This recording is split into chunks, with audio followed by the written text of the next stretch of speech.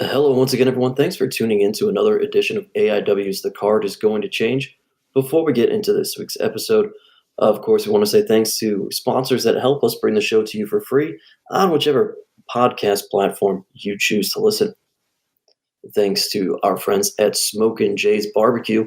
If you have yet to try it, follow them on social media at smokin_Jays. That's Jays BBQ. And head down to the Massillon area, or if you're in that area, swing by there. You can do pickup, you can do delivery they're available for right now. They also do catered events, so if you've tried their food at an AIW event before or elsewhere and you want to reach out to them, definitely follow them on social media and find out. I don't know if they actually are open for a pickup right now. I think they're doing like pop-up. Did they stop doing the pickup? Yeah, I think they're doing like pop-up events only right now, not a full-fledged operation. Smokin' Jay Brock, let us know. I think there's a little issue that that's Brock's story to tell. But last I heard, there was some shenanigans going on, so they were forced to reevaluate the plan. We're talking about shenanigans. Some shenanigans. Super Troopers. All right. Well, Brock, let everybody know on Twitter or something, and if they can do pickup or not. Give the heads up, man, for sure. But certainly, they definitely do catered stuff. So if you've ever had them, help support those guys and have them do your next event, or as John mentioned, pop-up events. Schedule that with them. That'd be great to do. And hey, of course, thanks to the merger between Smart Mark Video and IWTV, watching AIW has never been easier. You can watch on a DVD or buy an MP4 through smartmarkvideo.com. Every single possible AIW show available on DVD is available through smartmarkvideo.com. If you want an abundance of independent wrestling at your disposal, whenever you want to watch wrestling, then sign up. Use the code ABSOLUTE so they know that we sent you to IWTV at independentwrestling.tv, and it's $9.99. You can watch, like I said, not only AIW, but so many other promotions as well, and a lot of extras, including interviews and original series that they've done over there at IWTV. And yeah, that's all we got sponsor-wise right now. If you want to sponsor us, let us know. Shoot us a message, hit us up.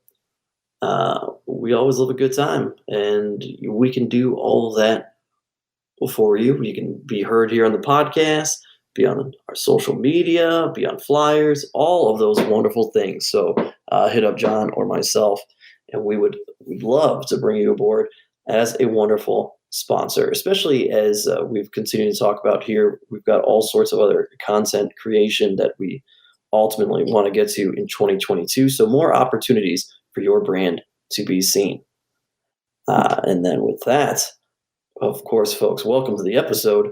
As always, AIW owner John Thorne is here. My name is Steve Guy, your moderator of sorts. Mr. Whiskers floating around somewhere. Already heard her a few times before we started recording. Right on the microphone. Right on the microphone.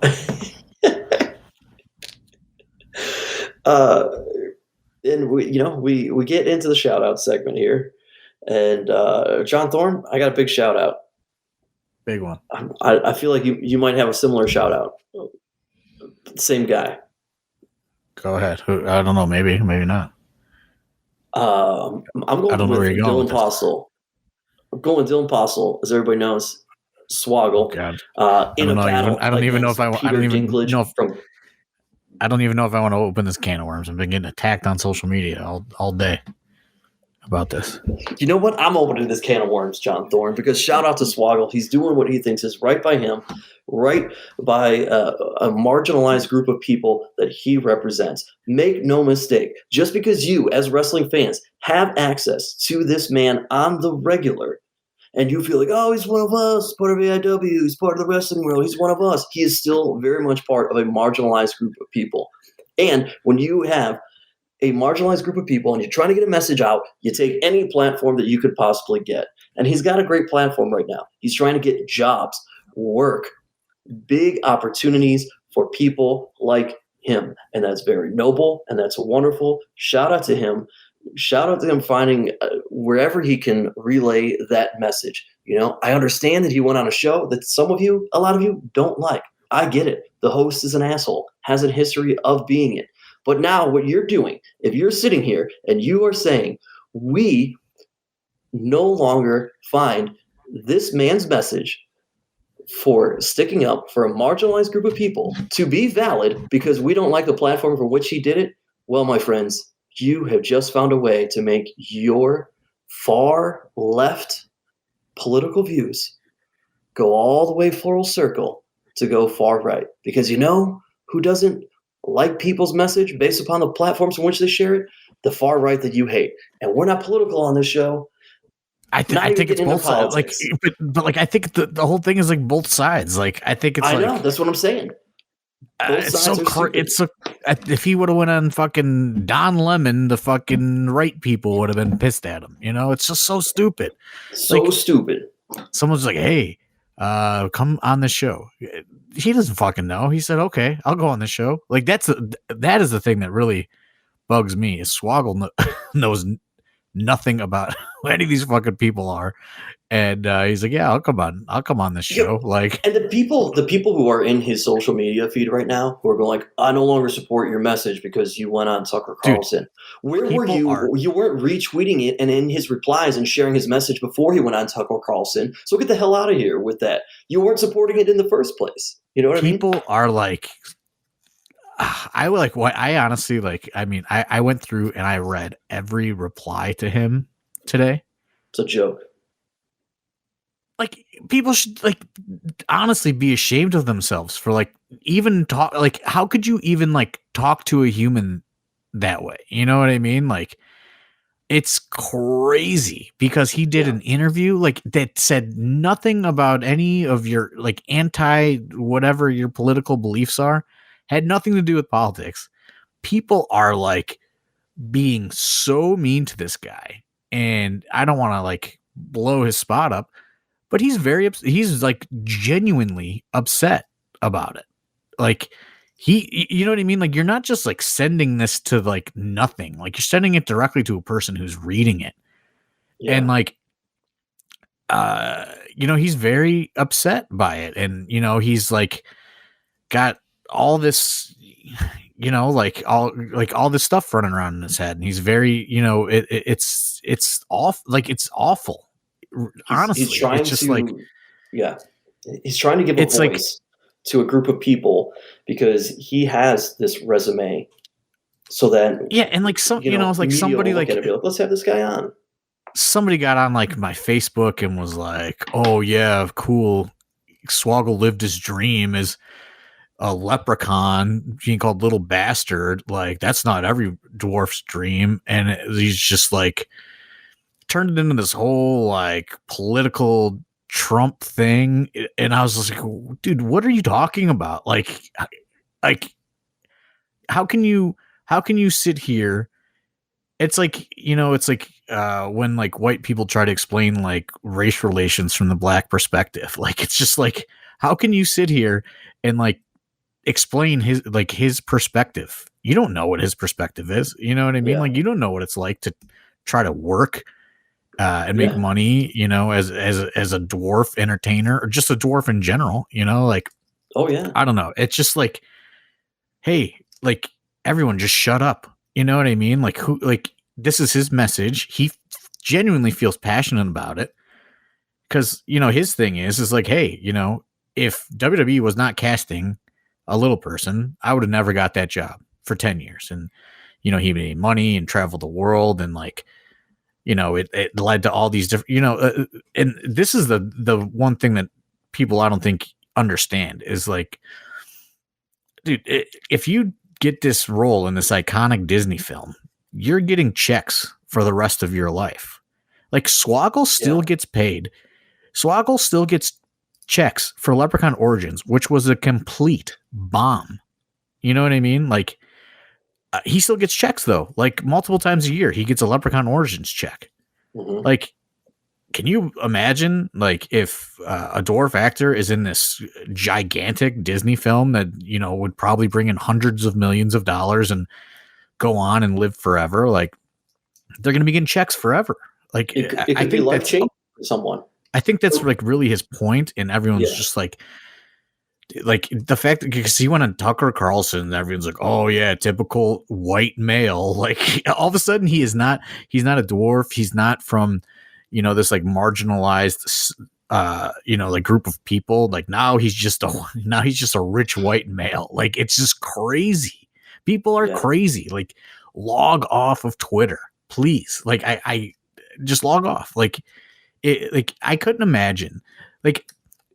And you know, I know it's gonna sound so like whatever, but it's just like if you're not gonna walk up to somebody and say the shit that you say on Twitter to somebody like in a bar, like just don't say it. You know what I mean? Like people would not act like this in the world. Like you're not gonna go yell at somebody in Walmart or something. You know what I mean? Like I just don't understand why people like feel that they can just talk down to people with no recourse. Yeah. And you know, I know that's like you know, this will get blasted for even saying that, but it's just like, dude, like you're talking to a real person who put himself out there and, you know, said something about something he believes in, which most people don't do. Everyone just kind of like falls in line and like dunks and says the same opinions on Twitter. He said something.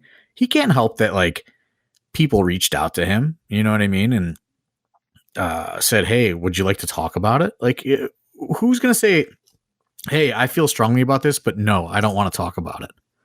Yeah. Like, that's crazy. Like, my favorite thing is somebody argued with you today and they're like, he did TMZ, man. That's, you know what I mean? He should have just left it at that. It's just like, okay, like TMZ, like the news outlet that like has people camp out outside of people's homes for like news. You know what I mean? Like that is where we're like, yeah, man, we support that.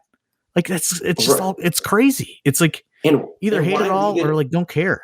Why leave it at that? Now again, here it's a message that he's trying to get out, and you're saying, you should just leave it at one thing. Not everybody watches TMZ. You know, and whether Tucker Carlson is trying to, and I know that some people said he's got this whole big battle against Disney. I don't know anything about it, but whatever. People are saying Dylan like, got that message to others, right? Like, and if anybody watched it, he was, you know, I'll say he was pretty respectful to Dylan, and like he didn't like bait him into anything, you know, and Dylan. You know, Dylan didn't take any bait if anything was offered. He stuck to his points, you know, and like, it's just whatever. You know what I mean? If you want to say Tucker Carlson's put on an act or whatever, I don't fucking know. Like, that's not what this was about. This, you know, like, it's crazy to me. Like, there's, you know, it's like these people, like, there's people like on my Facebook feed that still talk about Donald Trump every day about like, you know, the demise of him. And it's just like, this is like the same kind of stuff is like people don't have anything else to be mad about or something. You know what I mean? Like, so they're just like, oh, Tucker Carlson, I'm fucking mad again. Like everyone just wants to be so angry. And Dylan was on today. He was on a show called This Morning, which is over in the UK. He got to be on there via satellite. You know, if you're someone who is a super left liberal, if that's your politics, you know, or you just hate Tucker Carlson and you're like, well, I supported Dylan and his message until he was on Tucker Carlson. Well, I didn't see you lining up to help him get on other stuff. You know what I mean? Like if you really think, hey, this is a good message, because it can change multiple people's lives. As we just pointed out, because of how much money they could make and how it could keep going. He's doing a good thing here by drawing attention to this. Light up Trevor Noah. Let Trevor Noah have Dylan on the Daily Show. You know what I mean? And be like, hey, have you seen this guy? Have you had him? You should have him on to talk about this. Have him on like. But that's the thing. It's like everyone's like, Mark Maron, who Peter Dinklage was talking to. Right. Like it's like everyone thinks like Swoggle is just like, oh, you know what? Sorry. You know what I mean? Like, sorry, Bill Maher. I'm not doing your show. I'm doing Tucker Carlson. Like, they hit him up and they said, hey, would you like to come on our primetime cable television broadcast?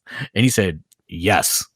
Like, I don't, it's very easy for people to be like, nah, I wouldn't do that. I was like, what are you fighting for? Nothing. That's why you would never do that. You would never be asked to do it. Like, it's very easy to like sit there and say, no, I wouldn't do that. Like, how could you say that? It's just, I don't know. Like, I felt, honestly, like, I love busting Dylan's balls. I felt so awful for him all day today because he thought that he was really doing something good. And he's been bombarded with like so much hate, like, it's just, I don't get it. I don't get how people just feel comfortable just like saying this shit. You know what I mean? Like, it just, I don't know. And like, I know it happens to every fucking celebrity in the world and, all that stuff, but it's just another one of those things where it's just like, man, like Twitter is just like awful to, these it's just people like, go so far that they don't realize that, like, okay, well, what you're doing is now just as bad as what you claim you hate. And they won't admit to that. But, and that's on both sides, by the way. Right. It's just like, dude, like, I don't understand. It's just like, it's like I was saying, like this, the one kid that was, he was on my Facebook and he like also like posts about Donald Trump every day. And it's just like, dude, like, give it a break, man. Like, the dude lost like over a year ago. Like, take a lap. Like, stop posting about it every day. Like, go outside, like, go to work, like, do something. Like, people don't want to just continuously see this like negative shit all the time. And like that, it's kind of like the people with that same mentality that were just like, oh, Dylan, I thought you were cool until you did this fucking show for 5 minutes. Now you're not cool. It's crazy. Oh yeah. I mean, I don't want to spend tons of time on that, obviously. Dylan, we support you, what you're doing, man. You're trying to get a good thing going there, trying to help some people out. And that's why, guy deserves a shout out. I think we just piss people off and we just leave the shout out segment for Dylan. That's it. It's just, I really did not want to get into it today because it's really been bothering me all day. And I know that, Same. With that, it runs the risk of like, okay, now I'm fucking, you know what I mean? Now I'm on the chopping block or whatever the fuck. But like, it's just, and that's a whole other crazy thing to begin with too, but it's just like, dude, like, come on. Like, he is fighting for like the rights of, essentially like, for lack of better terminology, his people, like he thinks that he's fighting the good fight for, dwarf actors and, it takes balls, you know what I mean? Like it really does. And, I'm proud of him for doing it, but man, like people should honestly just be ashamed of themselves. Like, I don't know what else is, and people won't because like people exist to like say things and get a like on Twitter now. Like, it's like not real life. It's crazy, but it really, really bothered me. And it just like makes you think like, fuck, like this is like, this is just what goes on every day. And it has nothing to do with like the cancel culture and all that other argument. It's just like, dude, like you don't like these people because you think they said something mean or you didn't agree with. So in response, you're even meaner and disrespectful, like it's just, where does it stop? Like, it's like you combat negativity with like more negativity and more divisiveness. It's I don't know. It's all kind of silly when you try to look at it from like a neutral perspective, which I feel like nobody does anymore. But I mean, if you want to like see some fucking disgusting humans, go to Dylan Postel's Twitter and, look at that thread in which he said, thanks for the platform tonight, Tucker Carlson. And people just fucking are awful. It's crazy. Yeah. I mean, looked at it and I got fired up all day long. So, look, at the end of the day, my opinion is Tucker Carlson, he sucks. I think he's a joke, but I stand by my dude Dylan Postle. He is doing a good thing, and whoever is going to allow him to talk about it, I totally get it. Dude, like the fucking guy gets like 3 to 5 million viewers. Like you can't. I mean, I don't understand how anybody even argues against that. Like, oh, don't go on this show. Like, it's crazy. You know what I mean? And like Dylan didn't even know those facts.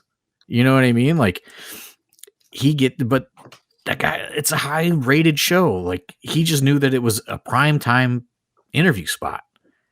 Yeah. And it's just fucking, I don't know. Like it's really bothered me. I don't want to spend all night on it, but yeah, it is just, it's crazy. And it's honestly sad, like if you're a person that's like, oh man, fucking see you, Dylan, like seriously, like fuck off. Like he did nothing wrong to you at all. And it was not about you. Like everyone thinks everything is about them. They're so fucking entitled. Like it had nothing to do with you, honestly. Yeah. If you're one of those people, then I guess the message wasn't really, didn't mean that much to you anyway. So like, what are you even doing? Anyway, John Thorne, if people don't hate us after this because we're sticking up for a man who's representing a marginalized group of people, we do have a show next week of pro wrestling. We'll see after this. At this moment, I think we're sold out, aren't we? Yeah. So let me look. Or close. So like the last time we podcasted, we were keeping it pretty light, and like I said, we were kind of I was going to keep an eye and see how things were trending.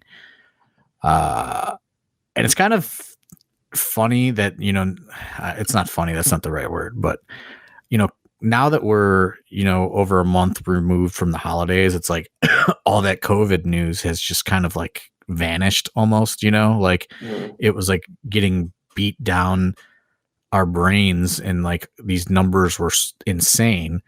And now all of a sudden it's just like poof, like you don't hear about it anymore.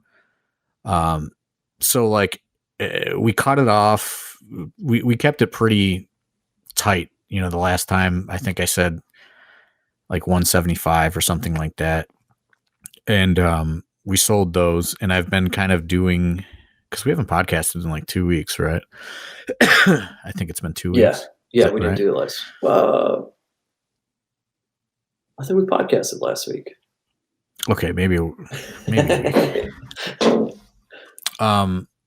But so anyway, I've been kind of like keeping an eye on things, and it's like you're not seeing too much reporting of numbers, right? And we're worried about potential restrictions coming down, but then like I saw that or I forgot, whatever you want to call it, that the All-Star game is going to be in Cleveland. So like it doesn't seem like the city of Cleveland is backing off on pretty much anything, like if that makes sense. Oh man, that was a big cough. Sorry, Justin Summers. Blew out the mic on that one, man. Yeah, blew my eardrums out. I got my headphones actually. But so I've done like, I'll like drop like 10 tickets here and there and see what happens. So, and they sell like instantly. So right now, we obviously have gone over that 175 threshold that we had initially set through these like limited drops and, kind of people on the show saying like, hey, my group of, people are trying to get a hold of X amount of tickets. Can we, can you release this much and this much and this much? So we're in the 200s range right now as far as pre-sale, and it is cut off. Right now there's 1 second row ticket available as of this recording because someone is unable to attend, so their ticket went back into the pool, and it is yet to be claimed. So we may drop some more, like one or, a cluster of tickets, between this weekend and next week, obviously, depending on where we're at. But I would say this, I'm fairly certain we will not be selling any tickets at the door on February 11th, based on where we're at currently as far as tickets sold and where the wait list is on Eventbrite as it is right now. I would anticipate if you don't have a ticket, I don't know if you're going to be getting a ticket outside of one of these drop. If you can somehow get in on one of these like small drops, like the other day, like I don't know, I think Monday I did like 6 tickets, and they sold in like 5 minutes. So, things like that, I would just kind of be on the lookout for that, be on the lookout for, an email blast, or like I said, sign up on the Eventbrite page. There's a wait list available. There you go. Also, we'll be on IWTV. You can watch it there. So check that out. Subscribe to it if you haven't already. And we've got an unbelievable grouping of meet and greets that will be there. There's going to be some extra space made to make that a little bit easier. The merchandise area is going to be kind of extended, so to speak, into another room. So you guys will, be plenty of space for the meet and greets and to grab merchandise from everyone who's going to be there. What else can I tell you? We got Brian Myers taking on Joshua Bishop. It's official. Matt Cardona officially defending both the Absolute and Intense title against Wes Barkley. So we'll see. This is either going to be the night of the major pod or the Rip City. Who knows how this could go? I did look, and it looks like we did do a podcast last week. Hey, there you go. I mean, my days are just like running together anymore. It's just, I don't know. I don't know how I keep up on anything. It was a long week last week, and well, I'll get to it in a minute why. But also, one of the new match drops, if folks haven't seen it within the last few days, last week we did talk about there was someone else we were going to maybe add to the meet and greet or show, and it didn't work out. And you kind of said, I might try to get somebody if I can. And that did happen. You've got Jocelyn Navarro taking on Lufisto. So that's a big match right there too. Yeah, I mean, I guess in the Vegas of terms, we'll say that I was working on a female talent to come in, and it fell apart early last week. So started brainstorming a little bit, and we were kind of one of the people that, and not a lot of people know this, but like I wrote letters for Lufisto to get her visa, because she did it on her own. She was able to she applied for a visa without a major company backing her. And it was a long process. And, I wrote a bunch of letters for her, and, I'm sure many other promoters did as well. So I talked to her, and we worked out a deal. So Lufisto will be returning on February 11th. Luckily, she was available. We did not have, I kind of was waiting it out for this last piece, so to speak. And, what I thought would be a few days turned into like 25 days, and then it fell through. So, I was able to thankfully get a hold of Lufisto and work something out. And now backtracking here. Last week was a long week, and I know that we were on it because we talked about our week ahead a little bit, and that we were going to go to AEW, which I know we're out of the shout out segment, but real quick shout out because he's going to be there February 11th with a meet and greet. Shout out to our guy Danhausen, who is officially all elite as of last week. That was pretty crazy. I mean, that's pretty crazy that, I heard from Danhausen earlier this week, and he was just kind of like, it's really crazy that this happened in Cleveland, where the whole Danhausen ascent really began, which I thought was cool for him to acknowledge, you know what I mean? And just go out of his way to say that, because not a lot of people do acknowledge that, and that's fine. I'm not saying, I'm not sitting here waiting, for people to acknowledge me. Sounds like kind of pretentious, but you sound like Roman Reigns over here, dude.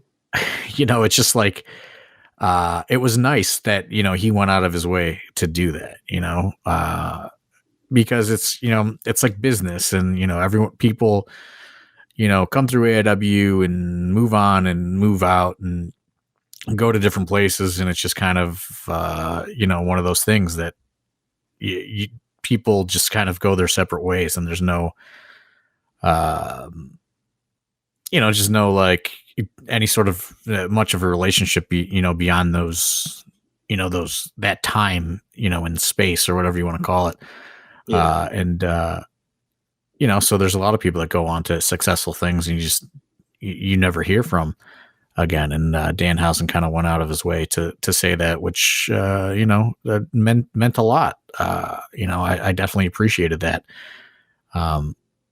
So yeah, shout out to Danhausen. Very, very happy for him. Another guy that was just littered with like awful Twitter like attacks. Like, it's just, I don't know. People are just crazy, man. Like, yeah, I don't know. Like, I just don't know what, like, people just like decided like, hey, I'm just gonna fucking say whatever the fuck I want to people. Like, it's just, I don't know. It's all silly. Like, I wish they would just fucking make Twitter illegal or something. But I'm very happy. Yeah, I'm very happy for Danhausen. Like, you love him or hate him, that guy, he did it. You know what I mean? He's a self-made man. As much as he wants to acknowledge, the rise starting in AIW, like, was never my plan to make Danhausen a gigantic, star. Like, that was him. You know what I mean? Like, we gave him time on a show. He did with it what he did with it, and continued to do, like, outside of his bookings, develop and hustle and market, and he's a self-made man. And how anybody could hate that is crazy, because that guy did it, and he did it all on his own. And he got his national stage, and I'm super happy for him. Yeah, it was very exciting to be right there. It's one thing to be there at AIW when Danhausen as a character first debuts at AIW, and then here we are years later, and we're all sitting front row at AEW, and you have this, this front row view of Danhausen, the evolution that he's become, and like you said, just working his butt off to get to where he is. Debut for this national audience in Cleveland, where it all started. That's it was surreal. It was really cool. It was very exciting to be there for that moment. I gotta say, it gave you like little proud chills. I don't know if that's a thing, but you get little goose pimples. Yeah, I mean, it was great. And I just want to just shout out AEW in general. I mean, I was able to go, I think last May, I think it was, I went to the pay-per-view where when Britt won the women's title. And it's kind of like the same thing, like being able to experience that, see, Danhausen debut live in front of like a crazy packed arena. You know what I mean? Like two great moments, honestly, in the last, year or so. So it's been cool to be able to kind of sit and see that stuff and see the success, because I mean, I don't know. It's just, it's well deserved, and I'm extremely, extremely happy for Danhausen. And it was great, while we're there. I think everybody knows by now, if they pay attention to AEW, that several talents from AIW were used for AEW Dark. So that was very, very and cool, more were booked. Exciting. You know what I mean? Like you could figure out probably now, based on the photo shoots that are dropping on social media. But a lot of the crew got booked. They treated us extremely well. Front row tickets. Just a great. You know what I mean? Like just a great experience all around, and I think everyone really enjoyed it.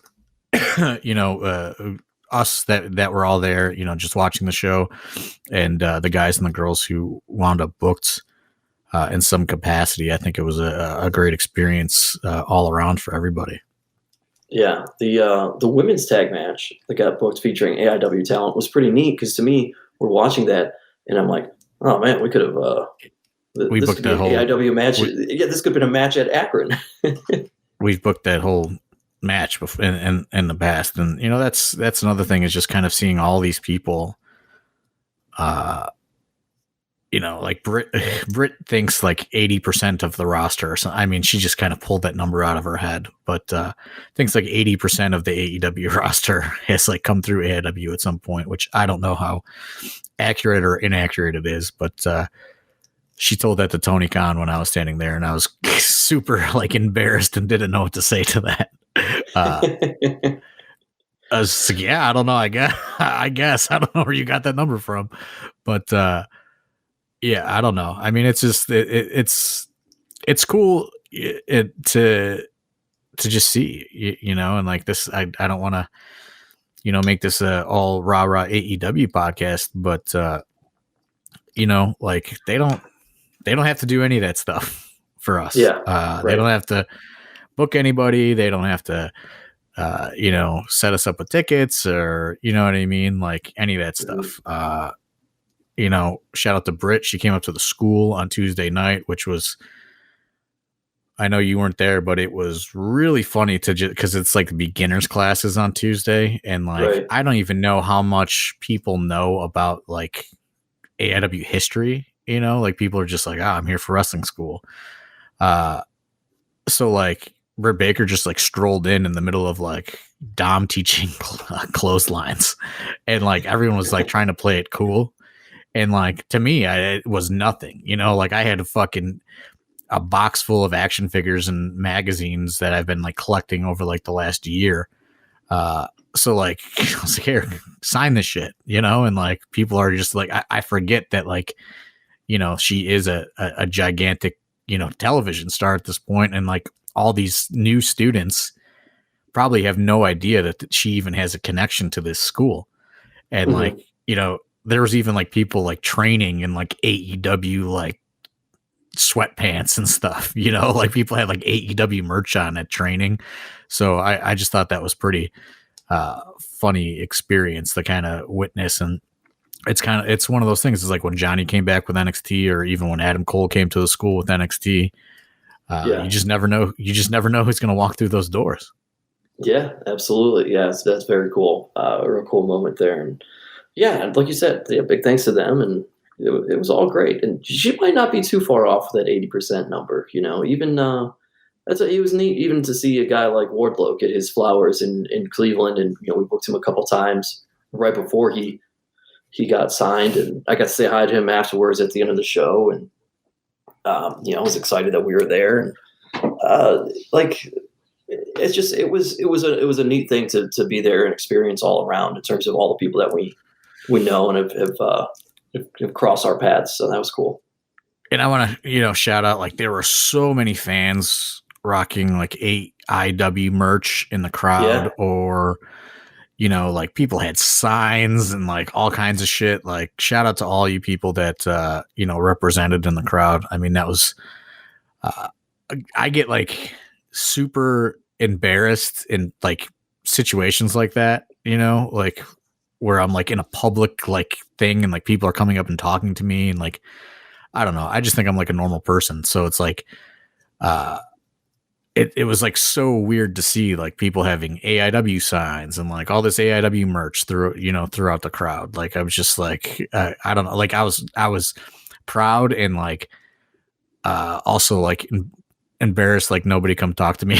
You know what I mean? Like it just like that weird, I don't know. I'm just like bad at stuff like that. So, but yeah, I mean, it was a really cool experience. All right, so fast forward now.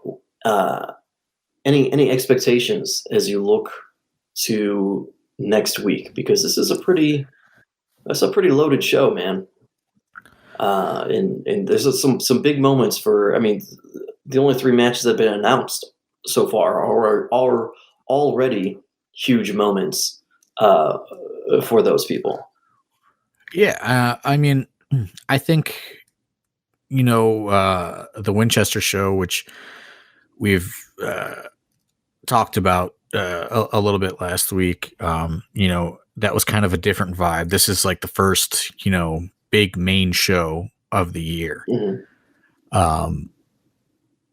Obviously, we're not going to be able to load up these meet and greet major stars at every Odeon event like this. A lot of this has to do with Toyhio and things just kind of lining up. But with that said,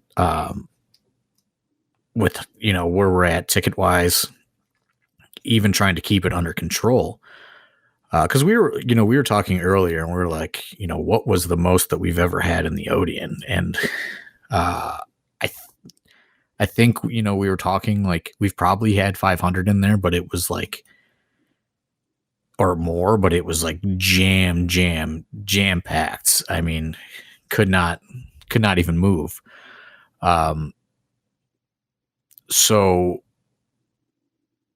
I don't want to obviously go that hard. You know what I mean? We're trying to keep it relatively not so jam-packed, but I mean, where tickets are at right now, I mean, it is a pretty healthy way to start the, to start the regularly scheduled programming, I guess I'll say, as far as Odeon shows. And I'm very, very happy with where things stand right now. Yeah. And, keep in mind, folks, if you're sitting here waiting for match announcements with regards to Sex Ferguson and Danhausen, you're not going to get them. So just want to throw that out there right now, but they'll be there for the meet and greet, and Sex Ferguson hosting the after party. But Danhausen, I don't think is fully cleared to wrestle just yet. Yeah, they're not doing it. Neither of them are going to do anything on the show. Yeah, they're really just there to do meet and greets. And there's not going to be any sort of matches or any of that. They're strictly there for meet and greet. And then, Sex Ferguson will be hosting the after party, which we could probably get into those details. Yeah. So we've been teasing that's going to be a different location. It's not going to be a dive bar. If you're a part of the AIW Discord via Patreon, we have been saying it's going to be really, really close to the Odeon. You're not going to have to go far. This is going to be your favorite spot that we've recently done the after party. It's because basically we'll be at the Odeon. The spot I alluded to will be having more space for meet and greets. There's a secondary space. It's called Down the Rabbit Hole. It's right next door to the Odeon. And there's a door that even opens up and goes into there. And we'll have a full bar set up in there for the after party. So we will be partying right there. You logistically, may not even have to go outside. I'm not sure how it will actually work. You may end up needing to go outside and go into a different door for the after party. Uncertain on that just yet, but it's going to be right there, right next door. So wherever you're parked, you can leave your car where it is. You don't have to drive it elsewhere. You don't have to walk up a huge hill. No concerns whatsoever. It's going to be right all within the same complex. So that's going to be really cool. Yeah, I think what they're going to do is there's like a garage door, and to give people maybe that have been in the Odeon a better idea is if you're in the merch area and you're by the men's bathroom, where people usually set up on that back wall, there's actually a giant garage door right there, and that opens and it goes into a completely different bar space, which they've been renovating.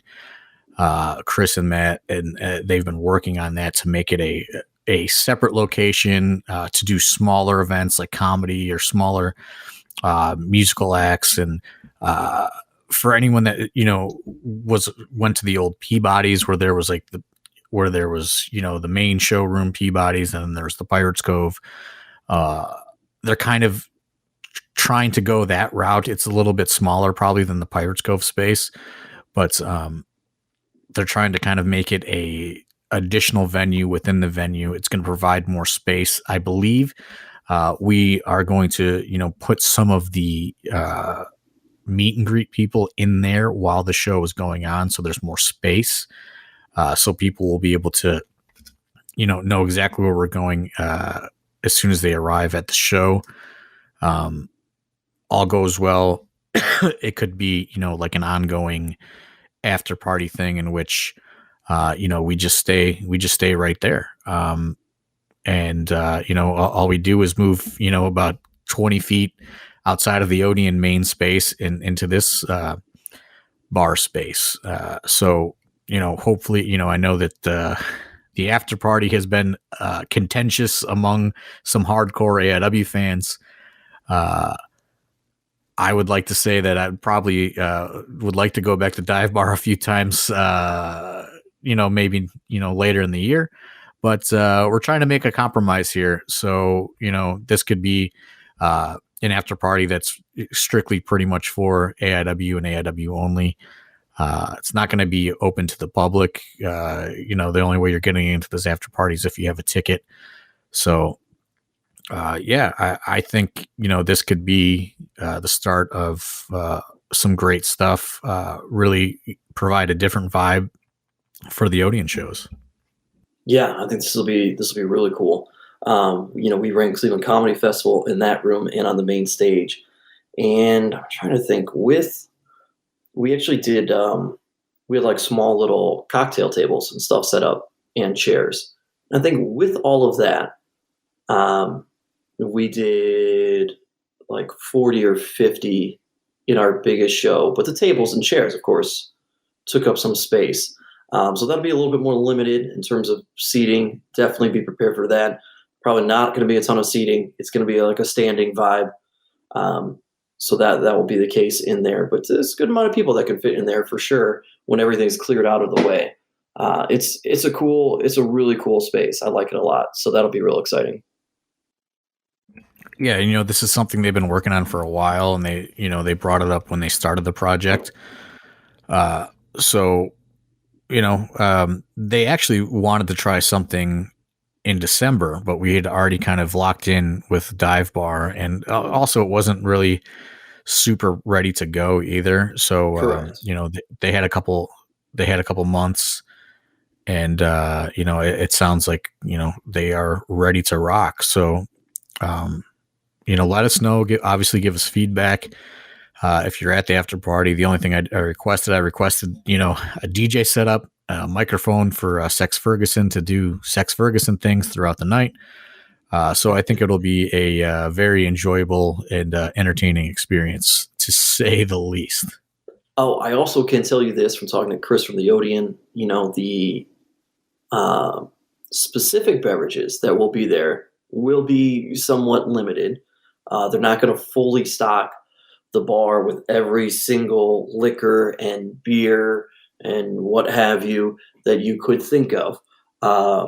So I guess one thing that we could do and I don't want this to get out of hand, but if you're in the Discord or you're wherever and there's a beverage of choice, let us know so we can kind of give them the heads up if enough people do it. Now, if one person says one thing, they're not going to buy the one thing, but if we got like 10 people, we're like, oh, I like this, same thing, blah, blah, blah.